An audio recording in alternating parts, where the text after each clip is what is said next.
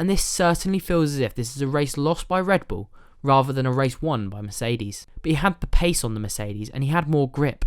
Did he need to make the move when he did? However, that doesn't change the fact this is set up to be an absolutely brilliant battle for the title. Hey guys, how's it going? My name is Joe Tyrrell and welcome back to GP Blog. Over the last year or so, we've been treated to some incredible races. Last season's season opener, the mayhem at Monza, and the chaos on the outer loop in Bahrain last year. But the race we witnessed at the weekend may have just topped the lot. Somehow, Lewis Hamilton held off Max Verstappen to take the most unlikely victory in Bahrain. Mercedes may have come out on top again, but it looks as if we're finally going to get the duel for the championship that we've been waiting for. So in our Bahrain Grand Prix debrief, we're going to recap the stellar season opener in Sakir and look at whether Red Bull could rue this missed opportunity. But before we get into the video, it really does mean a lot if you could hit the subscribe button down below and turn on notifications. That way, you'll stay up to date with the latest content on our channel.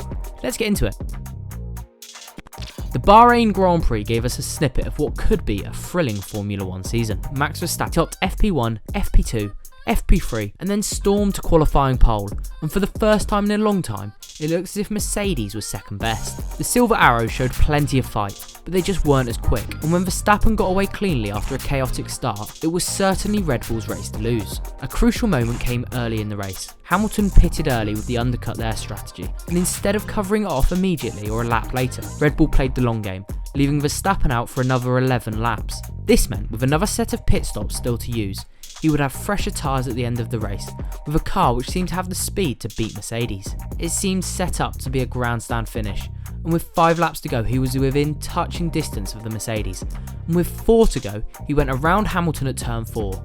However, crucially, he went off the track and gained an advantage. The Dutchman wasn't happy, but he gave Hamilton back the place, who held on for a stunning win. To rub salt in the wound, Bottas then went and took the fastest lap bonus point. The result doesn't make Red Bull's weekend a bad one, but there is a sense of what if and a missed opportunity for sure. In football, when there's a draw, it's either seen as a point gained or 2 points lost, and this certainly feels as if this is a race lost by Red Bull rather than a race won by Mercedes. To be so dominant all weekend, to eventually fall so short, it just feels like a damp squid. There will be question marks over the track limits at turn 4, no doubt, but for me there are question marks over Red Bull's decision making. Leaving Max Verstappen out for so much longer than Hamilton, rather than cutting him off, was it really necessary? They clearly had the quicker car, so maybe they just complicated it a little bit more than they needed to. And then there's Verstappen's decision to overtake when he did. I've mentioned it so many times already, but he had the pace on the Mercedes and he had more grip. Did he need to make the move when he did?